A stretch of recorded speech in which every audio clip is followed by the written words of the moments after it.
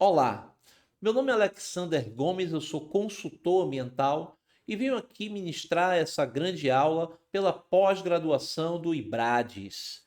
Essa aula do MBA em Direito, Sustentabilidade, Gestão Ambiental e ESG. E a nossa aula, o nosso módulo é sobre avaliação e estudos ambientais na prática. E claro que, como eu trabalho com isto há 20 anos, fazendo consultoria e licenciamentos ambientais na prática, eu vou mostrar aqui para você como você pode entender estudos ambientais na prática.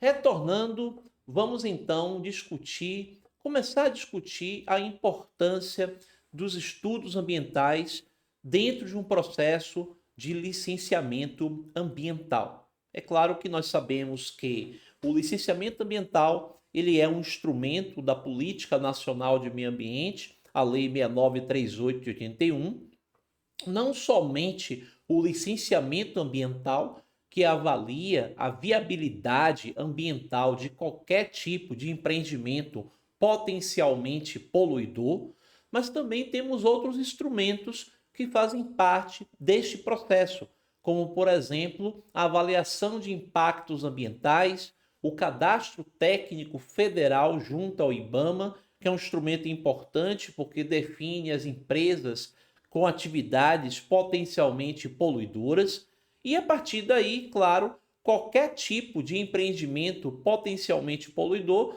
precisa de um licenciamento ambiental e, para isso, estudos ambientais qualificados para que o órgão ambiental possa analisar essa real viabilidade ambiental de um empreendimento.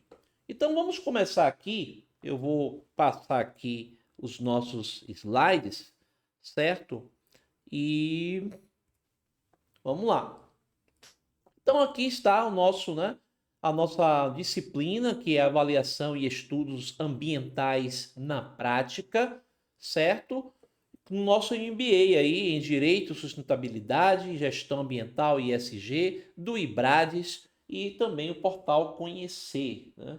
Então vamos partir aqui para o início do processo. Ó, em primeiro momento nós temos aqui, eu falei um pouco do licenciamento ambiental, o que é o licenciamento ambiental, e o licenciamento ambiental, pela Resolução CONAMA 237 de 97, né?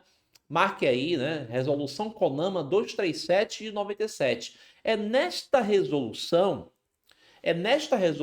que nós temos é, vamos dizer assim, as instruções, né? As primeiras instruções do licenciamento ambiental. Como é que a gente faz o licenciamento ambiental? Então nós temos aí, né, o sistema trifásico de licenças ambientais. O licenciamento ambiental para a maioria dos empreendimentos impactantes, nós temos a licença prévia, a licença, né, prévia, a licença de instalação e a licença de operação. Então a licença prévia, né, deixa eu pegar aqui minha canetinha aqui para poder facilitar.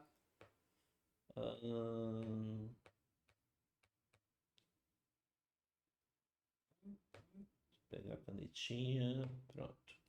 Então, a licença prévia, que nesse caso aí é a LP, quer dizer a licença que vai dar a viabilidade ambiental. É essa licença que dá a viabilidade ambiental. A licença de instalação ou de implantação, que é para implantar o empreendimento, instalar o empreendimento, e depois que a gente tem o empreendimento instalado ou implantado, a licença de operação, que a gente vai operacionalizar o empreendimento. Então são as três licenças, um sistema trifásico de licenciamento. Isso traz uma melhor qualidade no processo do licenciamento ambiental. Lembrando que empreendimentos mais simplificados podemos ter uma licença unificada, né, que vai simplesmente juntar essas três licenças ambientais em uma única licença. Então, isso serve para empreendimentos mais simples, menos impactantes, que a gente pode discutir aí nos estudos ambientais, né? Então, está aqui a licença prévia, ela aprova a localização e concepção do empreendimento, certo? Atividade ou obra que encontra-se na fase preliminar do planejamento, atestando a sua viabilidade ambiental, estabelecendo os requisitos básicos e condicionantes a serem atendidos nas próximas fases da sua implantação, né? Bem como suprindo o requerente com parâmetros para lançamento de efluentes líquidos, gasosos, resíduos sólidos, e aí vai, certo? Uma coisa importante, essa questão de se tratar de condicionantes. Então, geralmente na licença prévia, a licença que vai dar a viabilidade de localização do empreendimento, nós temos na emissão da licença alguns condicionantes. São condicionantes que geralmente estão ligados ao empreendimento, mas são condicionantes que geralmente se referem a um plano básico ambiental, ou seja, alguns programas, alguns planos e programas que vão ter que ser construídos, né? São estudos ambientais, então alguns planos e programas para que seja apresentado no momento da solicitação da licença de instalação, a licença de implantação. Então, esses planos e programas podem ser, por exemplo, um plano de monitoramento de ruído. Vamos dizer que o empreendimento ele vai ter, claro, geralmente os empreendimentos na sua implantação têm muito ruído. Então, a gente vai ter que ter um plano de monitoramento de ruído, principalmente se tiver áreas, né, de moradias próximas, um monitoramento de vibração, um monitoramento de efluentes, atmosféricos, de particulados, que no caso pode ser poeira levantada por essa obra. Então, a gente tem, por exemplo, um PGRS, que é um plano de gerenciamento de resíduos sólidos, para gerenciar todos os resíduos que estão ali sendo gerados naquele momento da implantação do empreendimento. Então, todos esses planos e programas, um plano de monitoramento da fauna, que pode ser impactada pelo empreendimento de alguma forma. Então, pode ser, por exemplo, se for parques eólicos, a gente pode ter aí monitoramento de avifauna, mastofauna alada, que no caso são os morcegos, né? A avifauna são as aves. Então, assim, vamos ter estudos, né? Estudos específicos dentro desses planos e programas para justamente atender o processo de licenciamento ambiental. Então, fica até aqui um pouco, né?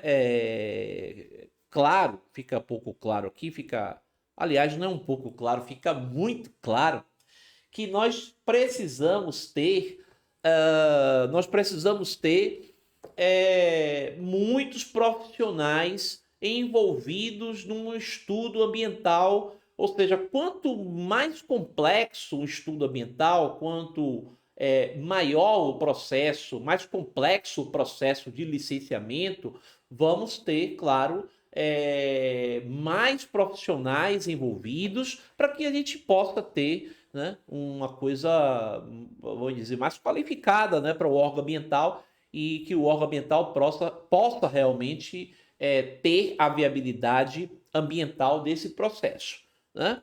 Então aqui a licença de instalação, que é ali, autoriza a instalação do empreendimento, certo? De acordo aos programas e projetos aprovados, né? Fixando um cronograma para execução de medidas mitigadoras e implantação de sistemas de controle ambiental. Então, a gente tem aí, no caso, né, todas as medidas mitigadoras. Para você que não está ainda acostumado ainda com essas palavras, né, medidas mitigadoras, são as medidas de redução do impacto ambiental. Porque dentro dos estudos ambientais, nós vamos levantar os impactos ambientais negativos e os impactos ambientais positivos. Os impactos ambientais negativos são impactos ambientais que devem ser mitigados, certo? São impactos, principalmente se for impactos ambientais negativos temporários, porque podemos ter impactos ambientais negativos permanentes, a exemplo de uma supressão de vegetação. Eu tenho uma vegetação na área, esta área vai ser suprimida, ela vai ser desmatada para a implantação do empreendimento. Poxa, esse impacto ambiental ele é permanente. Eu não tenho. A vegetação foi suprimida, já foi. O máximo que eu posso fazer é uma compensação desta área suprimida, né? Com a compensação com entrega de mudas ou com uma outra área de igual tamanho, como ocorre na Mata Atlântica. A gente tem algumas formas de compensação. Seria uma medida mitigadora a compensação, né? Agora, é claro que impactos ambientais permanentes ou temporários, podemos ter medidas mitigadoras. Por exemplo, eu tenho uma medida mitigadora simples aqui. Eu tenho muito particulado. Então, os veículos passam naquelas estradas de barro, né? Então, eu tenho grandes veículos transportando equipamentos, passando por estradas, vias de acesso de barro e levantando muita poeira. Então, uma forma de medida mitigadora é a gente ter carros-pipas molhando essas vias de acesso para que não levante poeira. E essa poeira levantada, ela pode, claro, impactar as residências mais próximas, as pessoas e trazer problemas respiratórios. Então, a gente tem aí medidas mitigadoras. Então, dentro desses estudos ambientais, desses planos e programas ambientais aprovados, né, após a emissão da licença prévia, a gente vai ter aí a licença de instalação, dizendo, olha, você pode implantar o empreendimento, porque nós aprovamos aí todos os planos e programas que definem aí essas medidas mitigadoras, as medidas compensatórias, as de compensação ambiental, e é claro que nos impactos ambientais positivos, a potencialização dessas medidas a potencialização desses impactos positivos, né? Então, por exemplo, a gente pode ter um impacto ambiental positivo a oferta de empregos. Então, assim, se eu quero favorecer empregos naquele local e que vai implantar um empreendimento, eu posso ter alguns treinamentos, algumas capacitações de mão de obra local. Então, a capacitação de mão de obra local, por exemplo, ela é uma medida de potencializar, uma medida potencializadora de um impacto ambiental positivo, né? Então, nós temos aqui um exemplo de impacto ambiental positivo e uma forma de potencializar, que seria justamente a gente ter aí uma capacitação da mão de obra local para poder a gente empregar as pessoas que estão morando naquele local, naquela região, nos municípios próximos ao empreendimento que representa aí a sua área de influência, né, direta ou indireta, né? Então, nós temos aí a licença de operação, deixa eu passar aqui, a licença de operação, essa licença de operação, ela autoriza a operação e atividade da obra do empreendimento, e é claro que com a verificação do cumprimento das medidas de controle ambiental e condicionantes determinadas nas licenças anteriores, então a gente vai ter aí todos os condicionantes que foram colocados nas licenças prévia e na licença de instalação.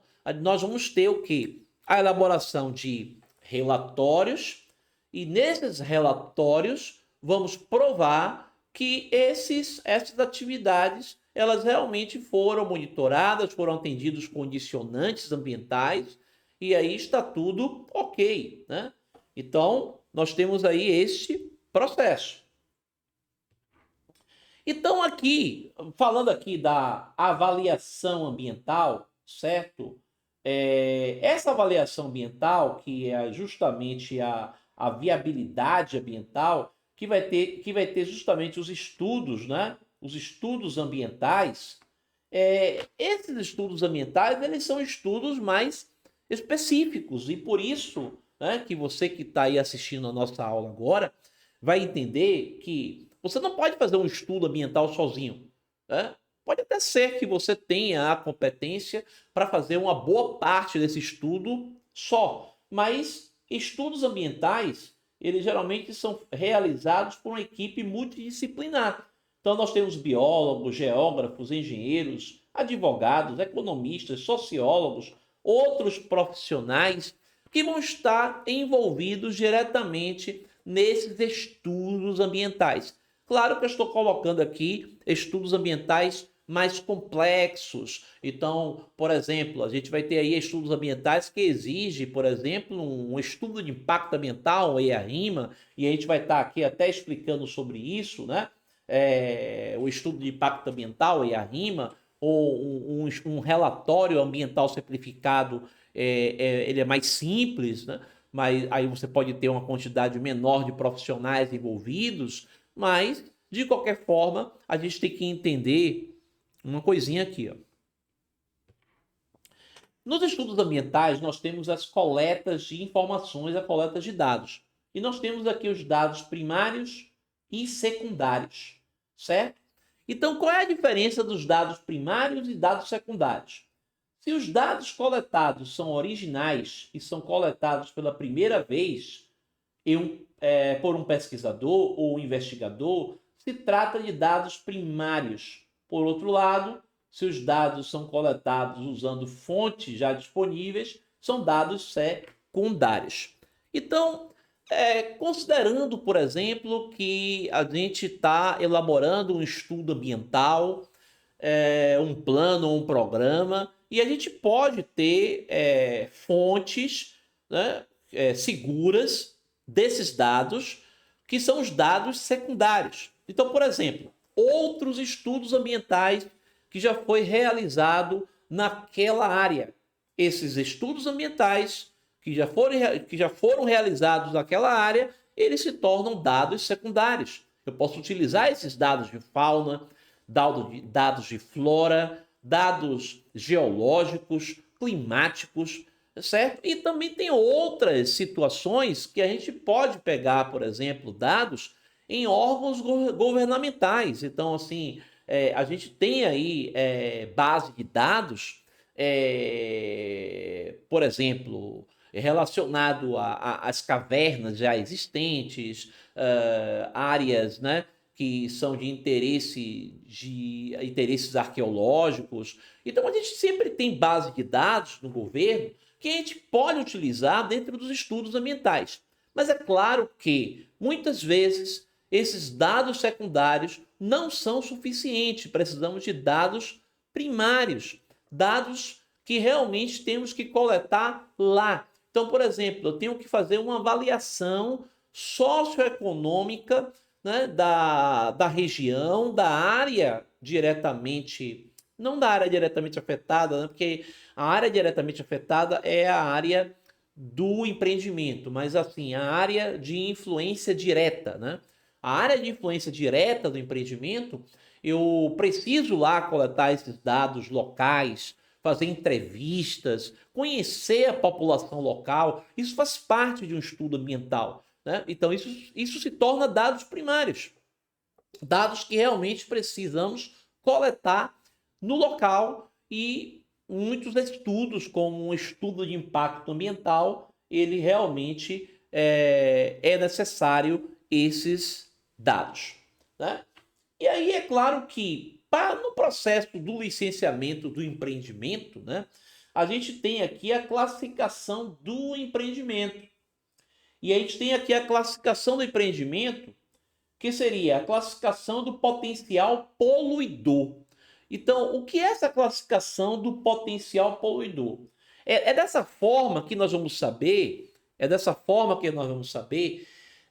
Se o estudo ambiental vai ser um estudo de impacto ambiental EIA-RIMA, com audiência pública, uma coisa mais complexa, ou um estudo ambiental mais simplificado, né? Ou, assim, por exemplo, um relatório ambiental simplificado, que chama de RAIS, ou em alguns estados, como nós temos, um estudo de médio impacto ou um estudo de pequeno impacto ambiental, né? Não seria um estudo de impacto ambiental, o EIA-RIMA, né? Com o seu relatório de impacto de meio ambiente, certo? Mas aí a gente tem aqui, então, a classificação do potencial poluidor, que pode ser, né, de baixo impacto ambiental, de médio impacto ambiental ou de alto impacto ambiental. Então a gente tem aqui baixo impacto ambiental, médio impacto ambiental e alto impacto ambiental. E o porte do empreendimento, que pode ser pequeno porte, pode ser médio porte e pode ser grande porte. Então nós temos aqui os portes do empreendimento. A partir dessa classificação, a gente tendo aí se é de pequeno, se é de baixo impacto ambiental, médio impacto ambiental ou alto impacto ambiental e o porte do empreendimento, a gente pode classificar esse empreendimento em classes. Então, isso vai depender muito de cada estado. Então, por quê? Porque a gente tem uma lei complementar 140 de 2011 e a gente tem que conhecer de legislação, né? Apesar de eu não ser advogado, eu ser biólogo, mas eu preciso conhecer de legislação para trabalhar com estudos ambientais. Então, pela Lei Complementar 140 de 2011, nós temos aí, né, uma situação que é colocada nessa legislação, dizendo o seguinte, que os conselhos estaduais de meio ambiente que são responsáveis em definir, certo? Eles que são responsáveis em definir se o empreendimento vai ser licenciado pelo município ou pelo estado. E logo, ele que vai definir também o potencial poluidor desses empreendimentos. Então, esse potencial poluidor, ele já é definido. Então, por exemplo, na maioria dos casos, né, uma energia eólica, parque eólico, ele tem um potencial poluidor baixo. Parque fotovoltaico, energia fotovoltaica, também é de baixo impacto ambiental, certo? Então, geralmente, quando o empreendimento ele é pequeno, é um licenciamento ambiental simplificado, né? Um licenciamento ambiental unificado. Agora, quando o empreendimento é grande, aí a depender da classificação do empreendimento, porque essa classificação é de estado para estado, eu não posso dar uma classificação aqui exata, porque cada estado trabalha de uma forma, os estados ele têm as suas legislações específicas, certo? Mas a base está aí no que eu estou falando.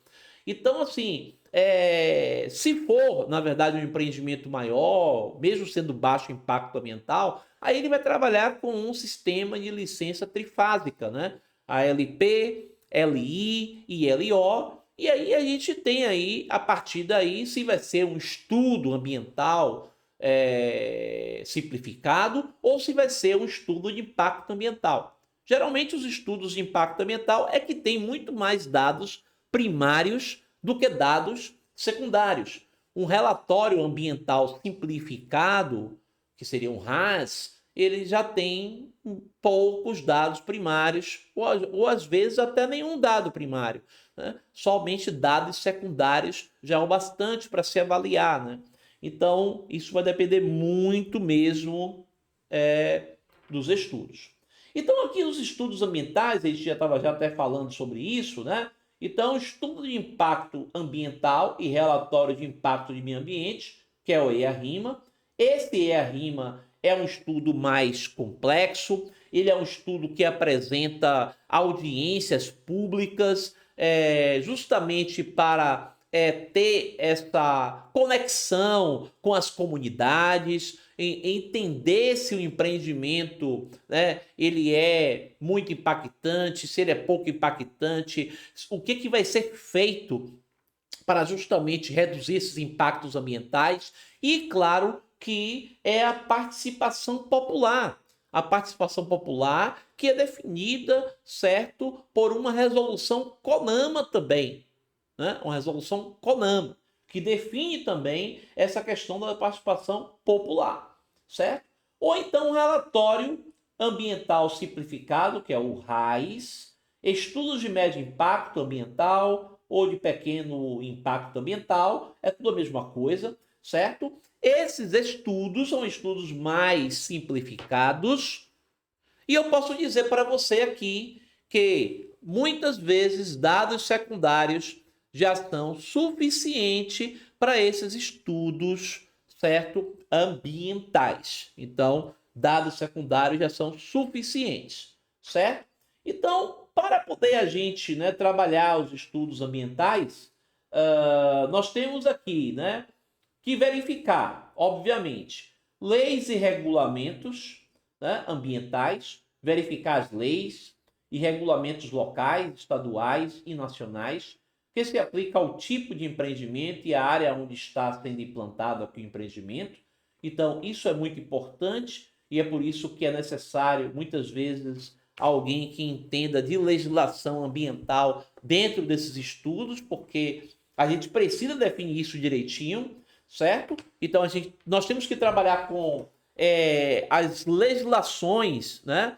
As legislações federais, legislações estaduais, as legislações, né, municipais. Então nós temos aqui todo esse processo, né? Todo esse processo. Nós temos aqui também. Peraí, eu não falei aqui, né? Impacto dos recursos naturais, avaliar como o empreendimento afetará recursos naturais como solo, água, ar, flora e fauna. Então, isso aqui se refere aos estudos ambientais que nós vamos ter que ter pessoas, né, geólogos, biólogos, pessoas que realmente entendam, né, dos recursos naturais e como esses recursos podem ser afetados com esse empreendimento.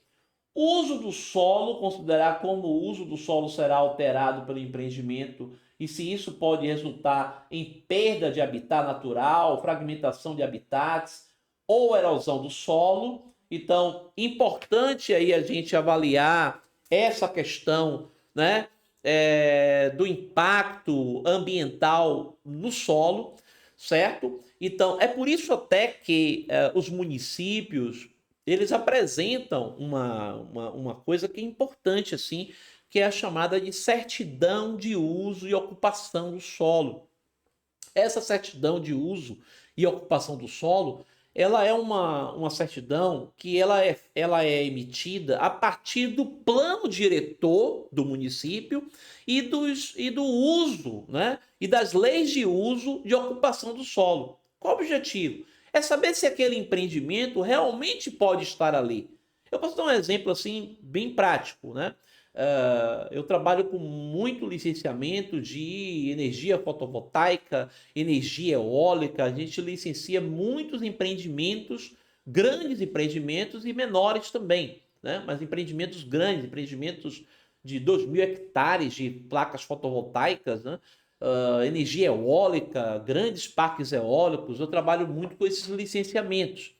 E aí o que acontece, por exemplo? A gente já pegou situações de alguns municípios de São Paulo, por exemplo, que o município ele impedia a implantação de placas solares em áreas cultiváveis. Então, áreas, por exemplo, que você tem lá como possibilidade de plantio, áreas cultiváveis, ele não aceitava a implantação de placas solares. Então, isto está dentro, claro, né, das suas leis de uso e ocupação do solo. Então, imagine que num processo de estudos ambientais, licenciamento ambiental, você precisa conhecer as leis locais. Então, a legislação ambiental federal, a legislação ambiental estadual e a legislação ambiental municipal tem que ser levantada para o processo de estudo ambiental, né? Então, a gente tem todo esse processo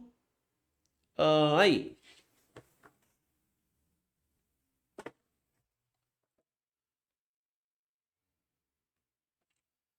pegar a canetinha que caiu aqui. Então, nós temos aqui qualidade do ar, emissões, né, e emissões, analisar as emissões, poluentes atmosféricos, incluindo gases do efeito estufa, como elas podem afetar a qualidade do ar local, regional. Então, a gente tem aí, né, hoje em dia, a gente já sabe que temos todo esse processo aí de cálculo dos gases do efeito estufa. Existe uma grande preocupação com as alterações, as mudanças climáticas. Então, dentro dos estudos ambientais, geralmente isso pode ser solicitado, né? Então, mostrar, por exemplo, que nós teremos, por exemplo, poucos gases do efeito estufa sendo emitidos, e a gente pode ter algum tipo de compensação por crédito de carbono, e aí vai, certo? Qualidade de água e drenagem, avaliar o impacto do empreendimento na qualidade da água, incluindo o potencial para a contaminação dos corpos de água e sistema de drenagem. Então a gente tem que ter esses projetos prontos também. Gestão de resíduos, considerar a geração de resíduos sólidos, líquidos, gasosos pelo empreendimento e desenvolver planos para a sua gestão adequada. Isto também é a grande importância, né, dos estudos ambientais, é a gente saber tudo que é gerado de resíduo, como é que ele vai ser administrado e como é que vai ser destinado, né? Nós só falamos muito de questões de reciclagem, questões, né, de aproveitamento de resíduos, mas muitos resíduos não tem como nem ser aproveitados, não tem como fazer reciclagem. Muitos resíduos são considerados resíduos perigosos e nós temos que ter uma destinação muito correta desses resíduos e nós não temos muitas tecnologias suficientes para destinar esses resíduos. Temos aterro industrial, classe 1, temos processos de incineração, coprocessamento, ou seja, temos algumas tecnologias que são utilizadas e para isso tem que estar tudo bem definido nesse gerenciamento de resíduos sólidos e líquidos dentro do empreendimento. E para isso a gente tem um plano, né? Um plano que foi entregue lá na licença prévia, né? Na solicitação da licença de instalação. A gente tem esse planejamento todo, né? Então, isso tem uma grande importância dos estudos ambientais.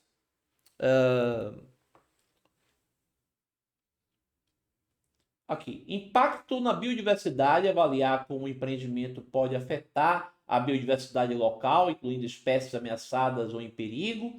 Então, é claro que é importante a gente saber quais são as espécies ameaçadas, espécies em extinção. Isso são estudos, né, realizados por biólogos, especialistas, tanto na área de flora, na área de fauna, e a gente vai saber se alguma espécie endêmica, ou seja, uma espécie que só existe naquele local, ou uma espécie em extinção, a gente tem alguma forma de contemplar essa espécie de uma forma que não tem um impacto ligado, um impacto direto nela, certo?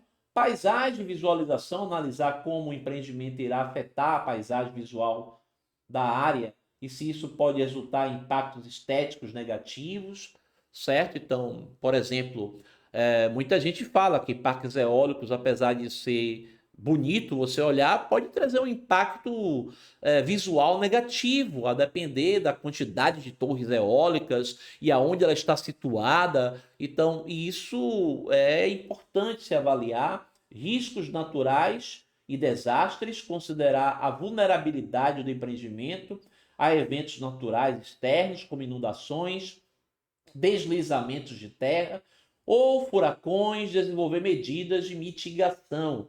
Então, observe que um estudo ambiental ele tem que ter todas essas premissas para que a gente possa desenvolver um bom estudo ambiental. Geralmente, alguns estudos ambientais, como estudo de impacto ambiental, o EIA-RIMA, ele tem um termo de referência emitido pelo órgão ambiental, certo? Alguns outros estudos também já vêm com termo de referência do órgão ambiental.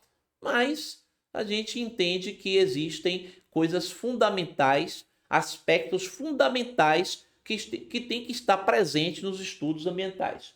Impacto socioeconômico, avaliar como o empreendimento pode afetar as comunidades locais, em termos de emprego, renda, acesso a recursos naturais e infraestrutura. E alternativas e mitigação. Explorar alternativas do empreendimento proposto a desenvolver medidas de mitigação para minimizar seus impactos ambientais negativos, certo? Então, tudo isso aí faz parte.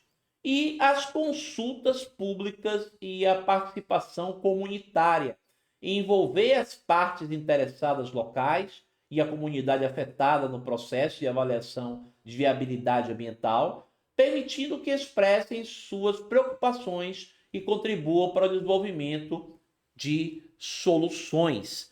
Então, observe aí, né, que a consulta pública é algo muito importante. Nós estamos aí atualmente percebendo que muitos empreendimentos têm suas licenças discutidas, as licenças ambientais estão emitidas e elas estão rediscutidas. O Ministério Público Estadual, o Ministério Público Federal entra na justiça para suspender a licença, cancelar a licença, justamente porque as licenças ambientais elas foram emitidas sem consulta pública, sem uma avaliação das pessoas da área, né, e das pessoas da área de influência direta. Então, isto é muito importante, essa consulta é muito importante. A gente precisa validar. Não é uma coisa tão complexa, né? Isso é importante que os empreendimentos tenham essas consultas, né? Então, por exemplo, a gente tem aqui, né? Deixa eu só para a gente entender um pouco, né? Então a gente tem aqui, por exemplo, né? A gente tem aqui a área diretamente afetada, que chama de ADA. Essa área diretamente afetada, ela é a área, certo, que está o empreendimento. A área que está o empreendimento chama de área diretamente afetada. A área de influência direta é a área, certo, e que o empreendimento influencia diretamente. Então a gente pode ter, por exemplo, aqui algumas, vamos dizer assim, aqui eu tenho um empreendimento, né? Aqui eu tenho um empreendimento, certo? E eu tenho aqui, por exemplo, uma via de acesso, certo? E aqui eu tenho uma comunidade, eu tenho outra comunidade aqui, certo? Eu tenho outra comunidade, eu tenho uma via de acesso aqui, eu tenho outra comunidade aqui. Então observe, por exemplo, que esse empreendimento vai passar por via de acesso para chegar aqui, vai passar para chegar aqui, vai passar por aqui. Então, a gente vai ter aí, vamos dizer assim, certo? Essas comunidades estando como uma certa área de influência direta. É diferente, por exemplo, da área de influência indireta, né? Área de influência indireta. A área de influência indireta pode ser, por exemplo, municípios. Então, por exemplo, área de influência indireta. Então, a gente pode ter aqui o empreendimento, certo? Pode ter aqui as comunidades próximas. Mas aí eu tenho um município aqui que não está tão próximo, mas esse município ele pode, por exemplo, fornecer mão de obra local, certo? Mão de obra local. Ele pode fornecer também hotéis, pousadas para as pessoas estarem aqui, alimentação. Então, esse município ele pode ser considerado uma área de influência indireta, porque de alguma forma ele vai ter um certo impacto, mas ele não está próximo, ele não está diretamente impactado, mas está indiretamente impactado. Então, isso seria basicamente aí essas três definições importantes aí para os estudos ambientais, certo? Então, aqui para a gente, né? A gente está finalizando essa aula aqui, nós teremos, claro, outras aulas, né? Para a gente trabalhar e aulas relacionadas ao ISG, aqui pela nossa pós-graduação do IBRADES, certo? Aqui está o meu Instagram, certo? O meu Instagram e o meu contato WhatsApp, que vocês podem, no caso, né? Você pode tirar sua dúvida aí comigo, pode entrar em contato e tirar dúvida, certo? Comigo aí. Então, a gente vai finalizando essa aula, né? Vamos finalizando essa aula, né? Que é a aula aqui de avaliação e estudos ambientais na prática, aqui do nosso MBA em Direito, Sustentabilidade e Gestão Ambiental ISG, pelo IBRADES, uma pós-graduação do IBRADES e Portal Conhecer. E agradeço aí, certo, a sua presença nessa aula e qualquer dúvida, estamos a postos.